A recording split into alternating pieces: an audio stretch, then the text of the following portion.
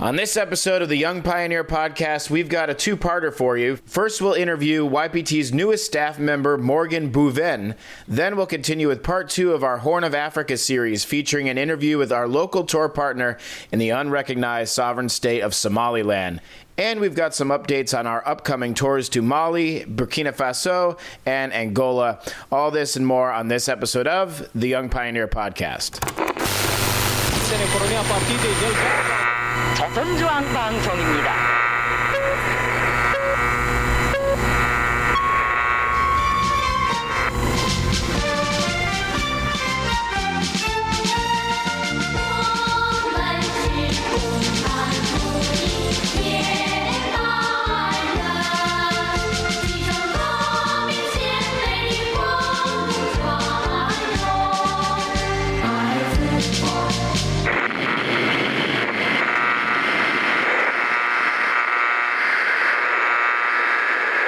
Okay, welcome to Season 2, Episode 4 of the Young Pioneer Podcast. As I mentioned in my intro, this will be a very special two-part episode, starting with an interview with YPT's latest staff member, Morgan Bourven. Morgan, in case you haven't guessed, is from France, and you'll see him on a range of YPT tours coming up in 2024, but he'll be specifically focused on cruises such as Greenland, Antarctica, Svalbard, and the Grand South Atlantic Tour. We'll be discussing these upcoming tours, as well as Morgan's background and how he came to work with YPT. Let's go to my interview with YPT Cruises tour guide, Morgan Bourven. And so for the first in our Meet the Team series on the podcast, we're going to be speaking today with Morgan Bourven, who's actually the newest addition to the YPT team. He's going to be joining YPT with a unique focus on our cruises, as well as North Korea when it reopens. Morgan, thank you very much for being on the YPT podcast. Thank you for having me here. Before we get into travel and everything, can you just tell me a little bit about your background? Are you from Paris originally, or are you just living there now? No, I live there. I came to Paris for my studies, and I stayed for work. But I'm originally from the western part of France, in Brittany, just below Normandy. So I grew up by the sea, basically, and that's probably how I got my adventurous spirit. Breton people are used to traveling a lot, and that's been part of my life for a long time. So I came to Paris for work, and I currently work for a consumer organization called Que Choisir. So it's like Consumer Reports in the US or Which in the UK. And I write mostly about traveling and transportation in general, like trains and planes, but more on the practical side, basically how to get the best deals, how not to get scammed, what to do if your flight is delayed and the airline doesn't want to give you compensation, stuff like that. Sounds like that unique insight will come in handy, with respect to your work with YPT. Can you tell us a little bit more about growing up on the sea in France and how that kind of influenced your worldview and where, led you to where we are now with you joining YPT? I come from the northern part of Brittany, and it's a very rich. It used to be a very rich part of the country. We used to have a lot of ports and a lot of explorers for centuries until the 19th century, where basically the economy collapsed and we became very poor. But I think this heritage that we have, all the beautiful buildings paid with this money from the Middle Ages, when we were basically one of the most powerful duchy in the world, just influenced me into seeing the world and seeing beautiful things. I usually tell my friends that I grew up in the shadow of a church which is 80 meters high, so like that's 300 feet or something. It's a beautiful Gothic church, and when I was a child, for me that was a normal church. And when I started to travel, I was often disappointed because nothing was as beautiful as the city I grew up in.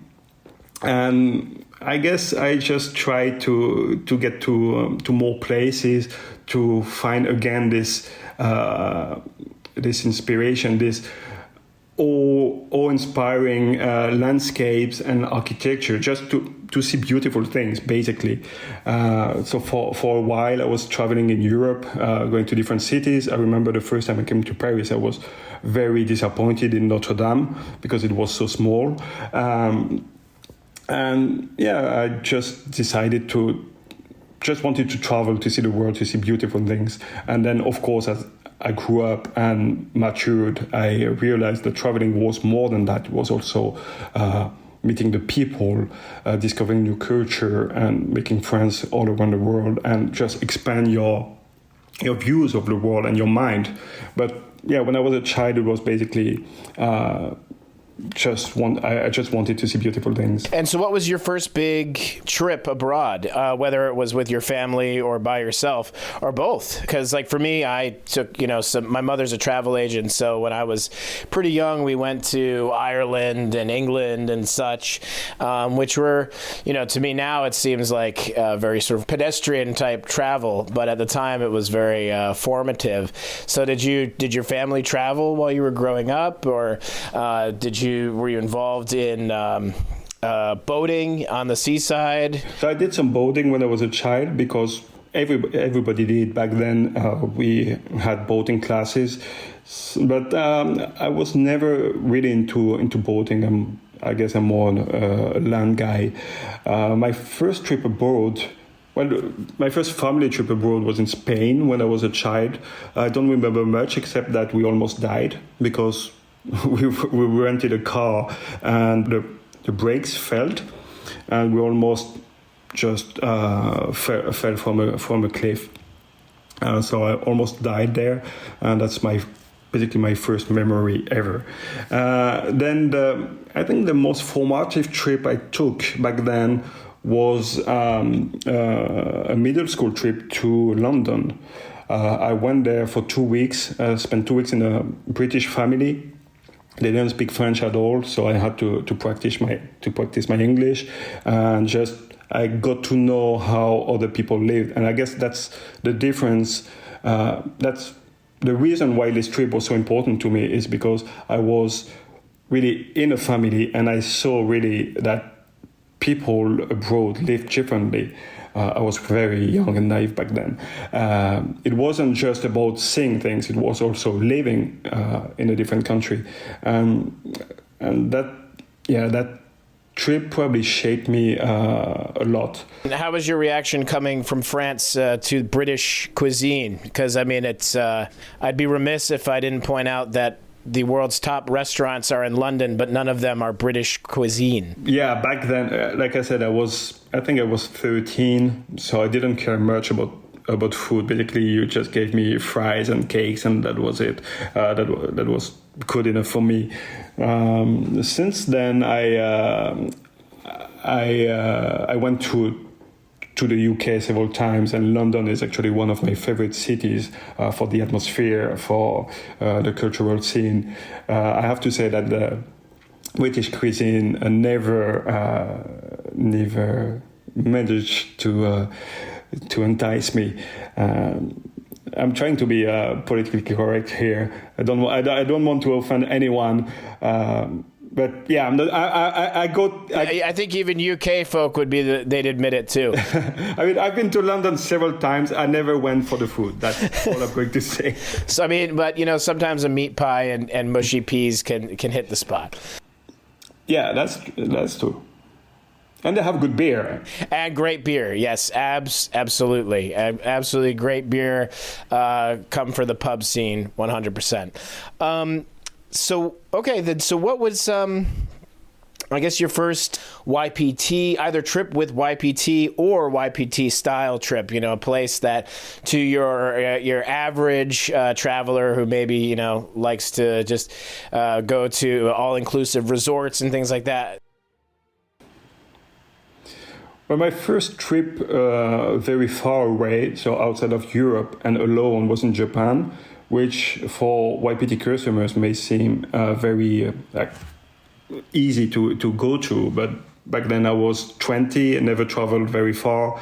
I remember landing in Tokyo, not understanding anything around me. That was like 15 years ago when they didn't have English signs anywhere.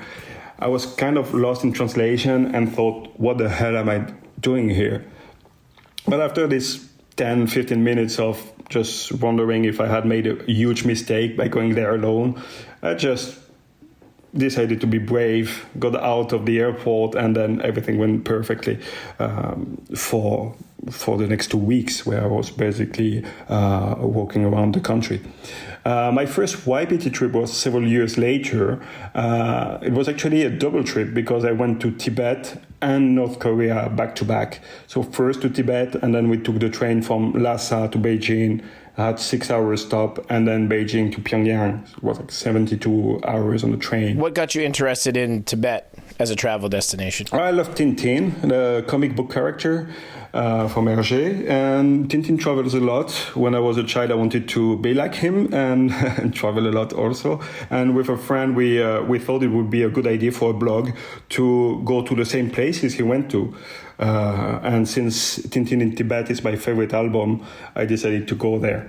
So I just Googled Tibet tours and found a YPT website where North Korea was heavily advertised. And back then I had no idea that it was possible to go to North Korea. It never crossed my mind that it would be possible. So I just got interested, started looking into it and thought, okay, I want to do that because it sounds so surreal that I have to do it. A lot of people ask me, like, why did you go there the first time? What convinced you? And I can't even give a proper answer. I was like drawn to it. I thought it was so strange that I had to do it. Well, let's come back to North Korea in a second, because I'm pretty sure Tintin didn't go to North Korea, but I think you went to Tibet, though, right? That was your interest in going to Tibet. And was there a character like Gareth Johnson in the Tintin series, or no? I guess he could be the captain. Gareth, who was my tour leader actually in Tibet. So he's the first person from YPT that I met. I met him at 5 a.m. I probably will remember that all my life. In Beijing airport, it was 5. So we met before taking the flight to Lhasa. We were a small group, like 5 or 6 people. And we sat in a bar. I just looked at the menu, looked at Gareth and said, the beer cheaper than coffee. Maybe we should have a beer. And he was like, are you sure? I said, well, it's time for a beer somewhere in the world anyway. And that's probably when he decided he liked me. And that's when I decided I liked YPT. There you go. That's a very YPT moment. And so what was the itinerary like in Tibet? And did it, I have to assume it met your expectations, but, obviously, Tibet can be controversial for multiple reasons. So, what were your observations while traveling there? Yeah, Tibet was kind of a bittersweet trip. It was a very nice trip. Like, it was very interesting to see the culture, to meet Tibetan people. It was also a bit bitter because the situation there is really hard, especially for the native Tibetan. So it was kind of a bittersweet trip. But what I loved about it and what I loved about YPT then is that we went to Tibetan restaurants, Tibetan hotels. We had a Tibetan guide, so we could really understand what was going on there. It was really like boots on the ground. We went to this fabulous temples, but also more remote areas where we could talk to the locals, see what's going on with how they live, how they deal with the situation there, and just we could really get the feeling of what was happening in Tibet. And I'm saying that in the first few days, I didn't realize that, because for me it was normal. But then I met a girl who was Chinese, and she was also traveling in Tibet. We met her in a bar.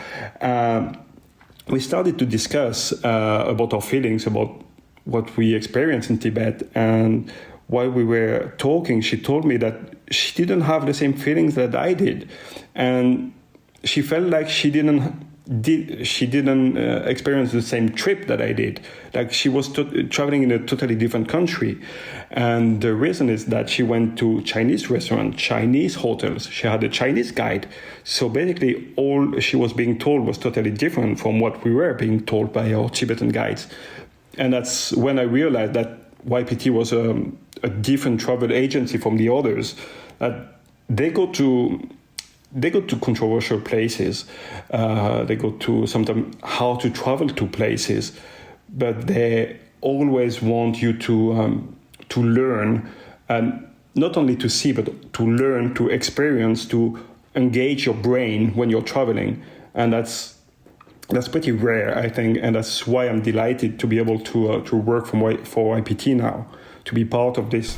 Yeah, absolutely. And I think sometimes, on social media, we sometimes get some comments because people think that us guiding or leading tours to destinations with complex or precarious political situations is, us either recognizing one side over another or taking a position when, in reality, we want people to be able to experience things on the ground and draw their own conclusions.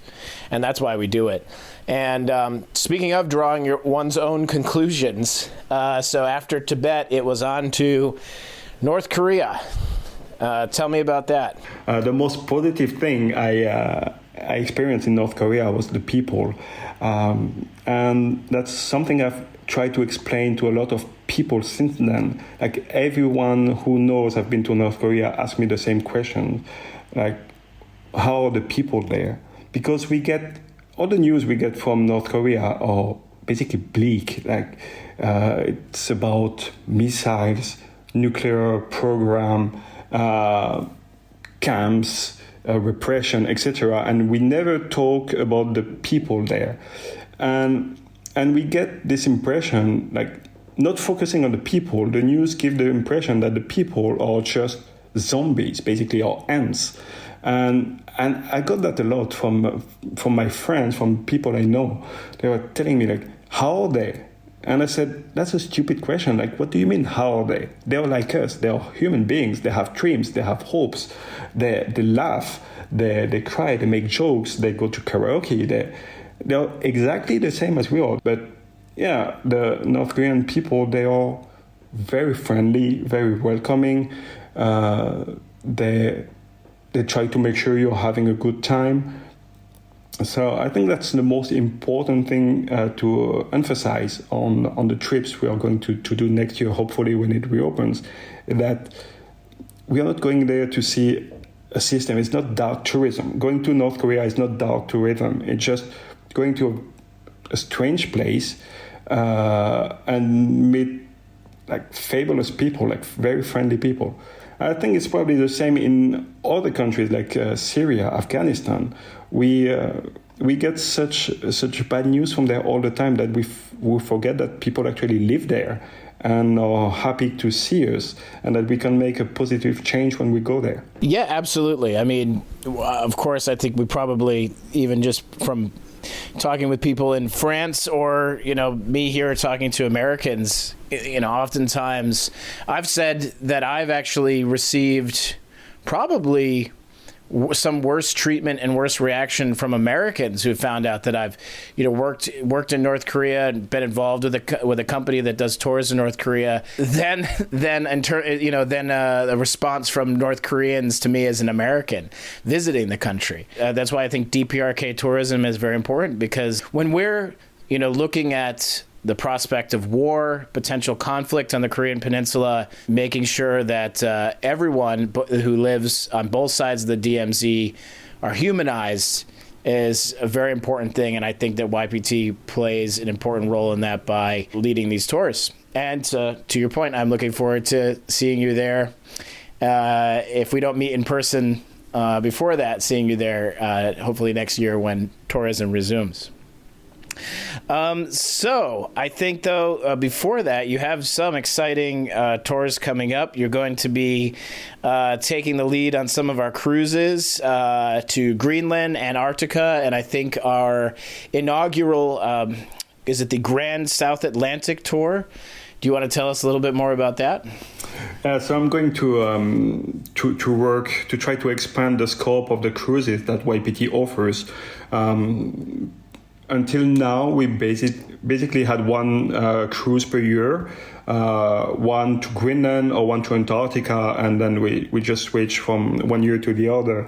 And I'm trying to expand that to offer more opportunities for people to travel to those very remote places, and also to Svalbard, so far, even further north than Greenland. And the next tour we'll have there, the next cruises, are actually they are actually a good example of what we are trying to achieve by going to places where no one ever goes to. For example, our Antarctica cruise in March will not only go to the Antarctic Peninsula, which is very remote by itself, but we'll go even further south where basically no cruise ship goes. So it's going to the most remote place of the most remote place on Earth, basically.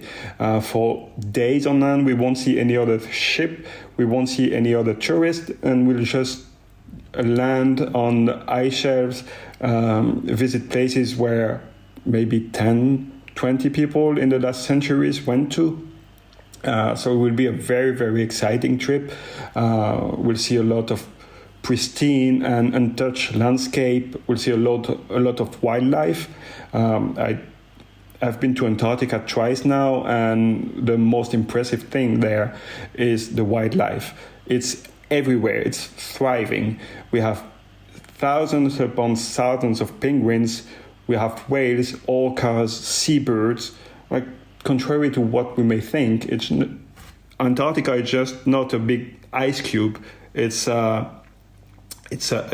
continent where a lot of animals live, and they actually thrive because there is no one there, basically. So for 2 weeks you won't see anybody, and that's pretty cool. And if that's not enough for you, you can then join us on the Grand South Atlantic Tour, which will last 1 month.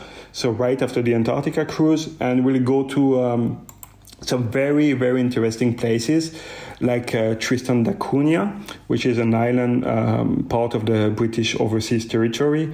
We'll go to an accessible island, and we'll try to land there, which may not be possible because, as the name implies, inaccessible island is really hard to get to. But we'll still see it from the ship, but we hope to land there.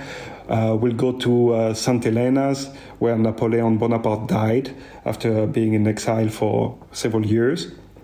So it will be a first for YPT going there, and it's something that a lot of our customers have asked for a long time. A lot of them want to go to Tristan da Cunha specifically, which is, I think, the remotest inhabited island in the world. There is a couple of hundred people living there, 5,000 kilometers from the nearest town, basically.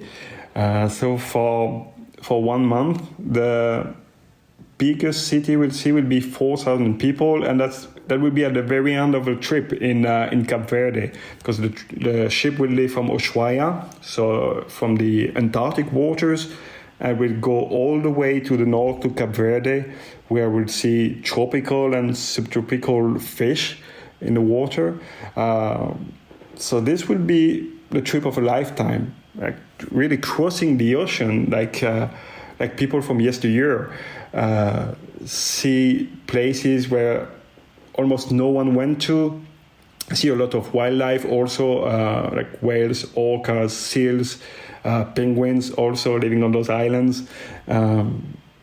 So yeah, I think that would be probably one of the most exciting trips YPT will do next year. And And if it's not the most exciting, it will be the most peculiar one, because we'll go to the most remote places in the world, and that's not an overstatement. Like you don't know anyone who went to Ascension Island or Inaccessible Island. That's for sure. Like some people have been to North Korea, some people have been to Turkmenistan. Nobody has been to Inaccessible Island. Totally. And you know what? And I know we always joke about it every April Fool's, but, maybe the North Sentinel Islands will also one day be on our itineraries. We'll see, though. And there's also one more tour I wanted to ask you about, because I think this is very special to you. I think you're a big Rammstein fan, right? And tell us about the unique YPT Rammstein tie-in coming up. So, I'm a big Rammstein fan. I've seen them 57 times in the last 20 years. I'm friends with one of the guitarists. I know the band. And when they announced the new tour, the 2024 tour, a couple of weeks ago, I noticed that they were going to play in Belgrade. And I checked the YPT website because I knew we had a tour there around the same time. And, well, guess what? It happens that the YPT group will be in Belgrade exactly on the same day when Rammstein is playing.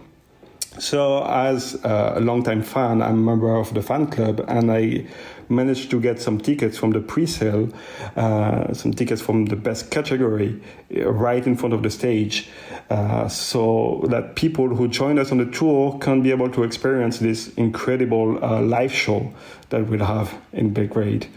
So that's in the 24th of May. You can join us for the full tour, which is it's called the Ultimate Yugoslavia Tour, where we'll go to all the countries in the former Yugoslavia. But you can also join us only for one part of the tour, which is Serbia. So from the 24th of May to the 28th, we'll go to Belgrade, we'll go to Kosovo, and we'll have a lot of fun. And also get to see the best band in the world. Whenever there's a unique tie-in with one of our guides and their sort of unique interests, we always like to explore that. I just thought it was absolutely great that you added that to the Ultimate Yugoslavia Tour. I think the atmosphere will be great, because it's the first time in 10 years that they went to Serbia, and the people there are ecstatic about it. They say it's going to be their concert of a decade, and the tickets were sold in a few hours. It was sold out. So thankfully, I managed to grab some of the best tickets, tickets in the best category. So otherwise, people wouldn't have been able to experience that, and I'm glad to bring that to YPT customers. Yeah, and it's great. And obviously Serbia, and when it was Yugoslavia, and Belgrade has always been a major hub for all kinds of art, both film, music, performance in the Balkans and in that region. And that still continues to this day. And just great. Again, I'm sure it's going to be a completely memorable experience. All right. Well, thank you very much, Morgan. I think that's kind of a great overview of both your background, how you got involved in YPT, a lot of the exciting things you have coming up, the things that you're bringing to YPT. It all sounds absolutely great, and I look forward to seeing you in person on tour sooner rather than later. So, again, welcome to the team, and thank you very much for joining us on the Young Pioneer podcast. Thank you so much.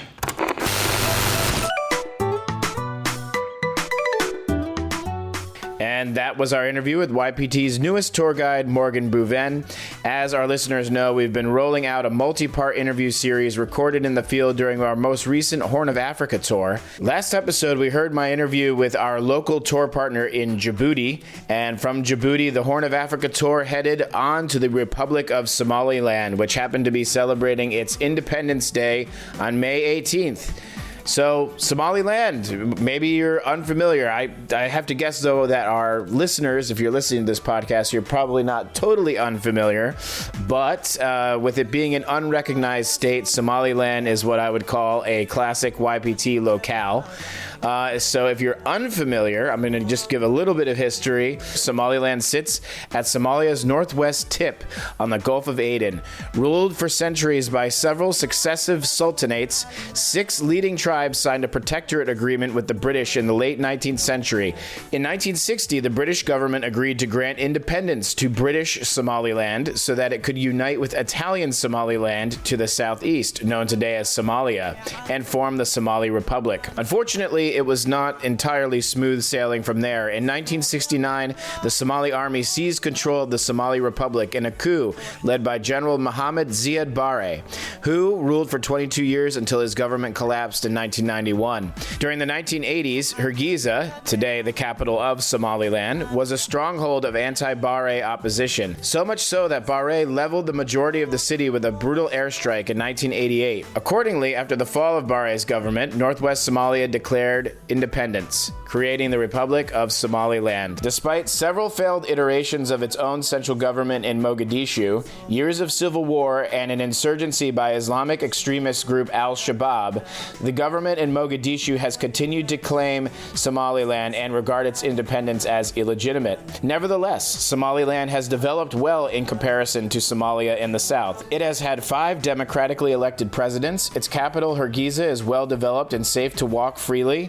as a foreigner and a local. The experience is a very different one from visiting Somalia, so much so that Somalilanders, or landers as they refer to themselves, are quick to point out the relative prosperity and peace found in Somaliland over Somalia. Anyway, what I provided is a major oversimplification of the social and political factors that created Somaliland and drive its continued push for recognition as a sovereign state.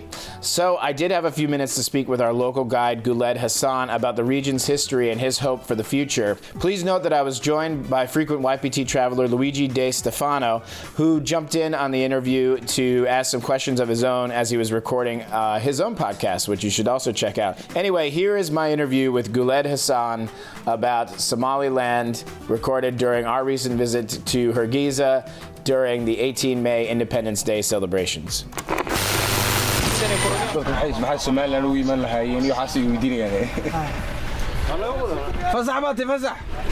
Okay, so we're sitting here. We're sitting here. We're at the airport in Hargeisa. We're sitting here with our local partner Guled Issa. We've been working together for quite a few years now, I think, right? Yeah, about 8 years. 8 years, yeah, since YPT first started bringing groups to Somaliland. So we've just wrapped up a tour for Somaliland Independence Day. It was really amazing. We got to be in Hargeisa for the Independence Day celebrations, and then we spent a night out in Berbera and visited Sheikh, and we're back in Hargeisa. Absolutely just amazing energy in the country around the time of Independence Day, and it was just a really great trip all around. I think I echo everyone's sentiments with that.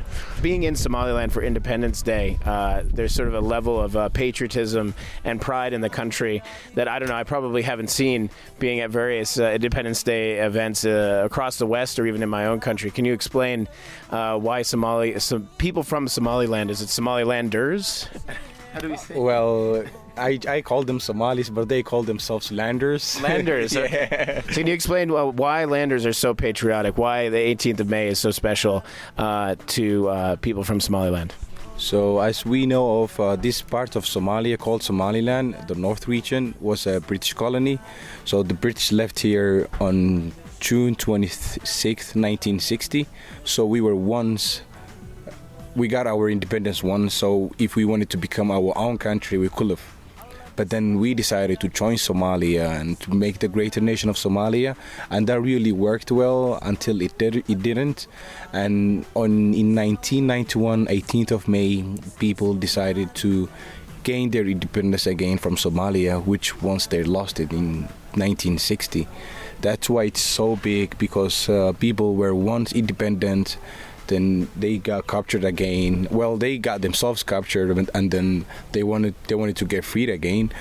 but they still are not. That's why they want to get the picture out to the world. Everybody should know about this, see it, and the only target is through tourism. People that come to visit, they go back and then they tell more people about it, because to the world this is still Somalia, and the Western media or any media doesn't talk about this good part or this safe side or anything like it. So that's why people are, it's so big into them. What are the fundamental differences between people from Somaliland and from the Republic of Somalia? There isn't any much difference. We share the same language, same culture, same religion, so there isn't any much difference. They're like our brothers, and we really hope things could go right for them as well. Just as Somaliland, I want all Somalis to succeed anywhere in the world. Mm-hmm. But what is the reason behind the independence movement? Why does Somaliland want to be separate from Somalia? Because Somaliland joined Somalia on July 1st, 1960, when the Italians left Mogadishu, and the reason they joined was to gain strength and to build the economy and to develop and everything. But that went south. We had war with Ethiopia in 1977 to get the Somali state in Ethiopia back, and when we were joining Somalia at first, we gave them the capital city, the president, and the flag. The blue Somali flag you guys see everywhere in the world was created here in Hargeisa. So that was just to join them and everything. And when the war in Ethiopia started, we captured the Somali state in Ethiopia again back. And after we did that, that president was greedy, and then he wanted to continue to the Ethiopian ethnic land, and which they did. But then allies of Ethiopia came to help, to the point he lost the Ethiopian state back again to Ethiopia. So that was the main conflict that started between the Somali and Somaliland. That's when Somalia decided they just want to be on their own. And then after that, the president just decided, okay, I'm gonna just wipe out Somaliland as well. I'm powerful. I have the biggest army in Africa, strongest. So I'm gonna just wipe them out. So there was a civil war started in 1988 and finished in 1991. Somaliland lost about 200,000 people in the civil war. So in 1991, 18th of May, Somaliland was reborn again, and they wanted to declare on their own. So for the last 32 years now, they had their own money currency, their own government, their own military, everything pretty much doing on their own without the help or without any help from the world, and they've been doing pretty much good so far. So that was the main reason. Do you have any questions? Yes. When it comes to you, what would you say is your identity? Like I say, I am Italian, American. What about you? What would you say to people when introducing yourself? I'm a lander. Okay, so you're specific. You wouldn't say I'm Somali. You would say you're a lander. Technically, we're Somali from Somaliland. That's how it is on our books and everything. But people have the pride to say we're Somalilanders or we're landers. Okay, so you're one of those. Yes. And I also want to know when it comes to like everyday life, what are the biggest difficulties for people living in a country which is unrecognized? Economy. The economy is very low, and not many people are employed in all main cities. And I'll say job. That's the most difficult that everyone or all the youth are facing. Okay, so that also goes for trading with other nations? Yes. Is it difficult for you to trade with nearby nations? Yeah, because we are not internationally, or we're not recognized, even though Somaliland exists within us here, as you guys seen so far, but we're not internationally recognized, and because of that we can't trade, we can't sell our fish, we can't, even though we do lots of we do a couple of trade, we export livestock to the Middle East, and so but not much trading is going on over here because we don't have any deals with any countries in the world, and Somalia is standing in front of Somaliland. So if Somalia says Somaliland is free, I think anyone is welcome here, even though they're still welcome here because everybody that's aware of Somaliland knows that Somaliland does their own thing and that Somalia doesn't control here. But that's the biggest obstacle. One other question. You said that you tried to be a one state with Somalia, but it failed. Do you think that was bound to fail, or in the future you could see some kind of like different solution where the two populations come together? Well, from my perspective, even though I was born after the Civil War, so I wasn't born with Somalia. I was born with Somaliland. My parents did, but I wish if Somalia stayed together because they created a big nation, a name for themselves, good economy, great military, army, and everything. I wish if we stayed together, but right now I don't think they will ever come back again because Somali Ethiopia is gone, Djibouti is gone, Somali Kenya is gone, and Somaliland won't come back also. And Somalia, it's a money-making country right now. I hope it becomes peaceful. There's innocent people dying, but then the what do you call it? The politicians, they have their own agendas, and yeah, so I don't see that coming again. But you would like if it would happen? I would hope so.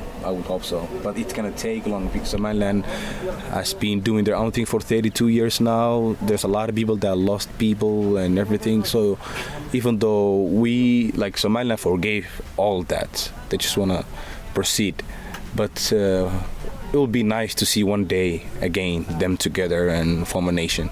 Are you talking with Somalia, as a state, you know? No. We have literally zero ties with Somalia. Nothing comes from there at all. And so now talking about the tour that we've just done, what can foreigners coming to Somaliland, especially during the 18th of May celebrations, expect to see on your typical tour? They expect to see the military parade, the peaceful country we have, our beautiful landscape, and they get to celebrate with us. So I would recommend that they should come this time of the year, which is 18th of May. I'll recommend for them to come and visit. I would as well, and so we got to spend 3 nights in the capital here in Hargeisa, and then we were out in Berbera. Could you tell us just a little bit about how things changed? Leaving the capital and going out to a seaside city like Berbera. So leaving the capital, on the way to Berbera, we stopped by the cave mountains, which are dating up to 5,000 to 10,000 years old. And then the drive is just really amazing road, the scenery is nice. And then you get to the coastal city Berbera, which is very old. Like this part of the world, even in history-wise, if you guys look or search, it's old, from the Ottoman Empire to the Egyptians. So it has always been, from 5,000 years ago, a center of trade. Berbera was, and the beautiful beach and everything. So it changed quite a lot from the capital to the coastal city. And some of the best seafood I've had in a while. And then on the way back to Hargeisa, we stopped at Sheikh, which was interesting because I think it was sort of the summer residence of for the British colony. Yeah. Could you talk about that? So Sheikh Mountain is also a very old city. We have our oldest people living there, 150 years old. Men, women are still there because of the weather and the Wait, there's a 150-year-old man and woman living there? Yes, chewing cat. Happy, and he probably married 10 wives maybe, but he's only allowed to marry 4 wives at a time. But yeah, we have the oldest people living there. Sheikh Mountains and also Dala Mountains, which is the highest peak in all Somalia, with an elevation of 2,400 meters above sea level. I'm done. I got my answers. Yeah. No, actually, and one more thing. While we were here, we were talking about.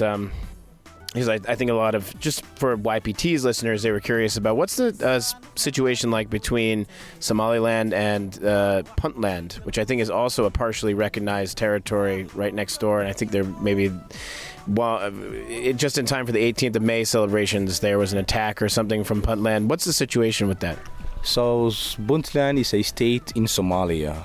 They're within the federal state. The federal state chooses their president. They obey their government. So they're within the Somali government, and they try to do attack this time of the year because they know it's big to us, and they think that with this all military parade and everything, that all the military are sent to the capital city, but they don't know there are ones that are reserved to still save the country and defend.